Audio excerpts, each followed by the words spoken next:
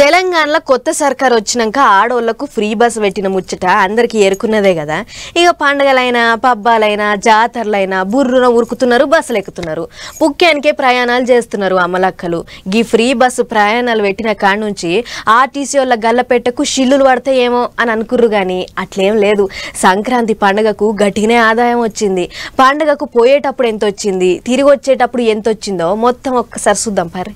తెలంగాణలో ఆడోళ్లకు బస్సుల టికెట్ లేకుండా తీసుకుపోతున్నారు.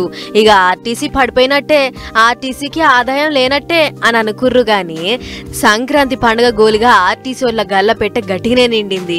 ఆర్టీసీకి ఆదాయమే ఉండదనుకుంటే అంచనాలకు మించి ఆదాయం వచ్చింది. అట్లా సంక్రాంతి పండుగ ముంగట పట్నాలన్నీ ఈడ్చిపెట్టి పల్లెకు పోయినోళ్లతోని ఒక్క 13 తారీఖు నాడే ఏం తక్కువ 12 కోట్ల దాకా ఆమ్దాని వచ్చింది. పండుగ ఓడిపించుకొని తిరుగు ప్రయాణంలో ఎవళ్ళ తావుకు వాళ్ళు షేరేటి యాళ్ళ అంతకు 2 ఆమ్దాని వచ్చిందట.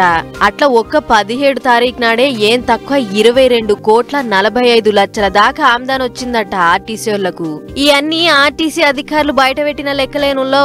ఈయన మేం కొత్తగా చెప్పేదేం లేదు, మా సొంత రాతలేం లేవు.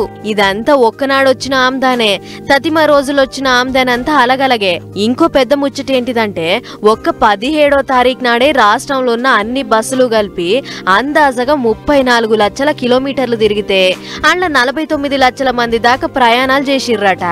అట్లా ప్రయాణాలు చేసిన వాళ్ళ దాంట్లో ఆడోళ్ళని పుక్యానికే తీసుకుపోగా తతిమోళ్లకు టికెట్లు కొడితే వచ్చిన ఆమ్దానే ఇదంతా. అదే ఆడోళ్లకు కొట్టిన టికెట్ల మీద కూడా ఛార్జీలు వసూలు చేస్తే ఇంత ఎక్కువనే ఆమ్దాని వచ్చేది అని అనుకుంటుర్రట ఈ ముచ్చటెరికైన తెలంగాణ పబ్లిక్. ఏదన్నా కానియురు గాని మొత్తానికైతే సర్కార్ బస్సులకి ఎక్కిన పబ్లిక్ తోని సర్కార్ వాళ్ళ గల్లపెట్టె మాత్రం గల్లు గల్లుమంటుంది.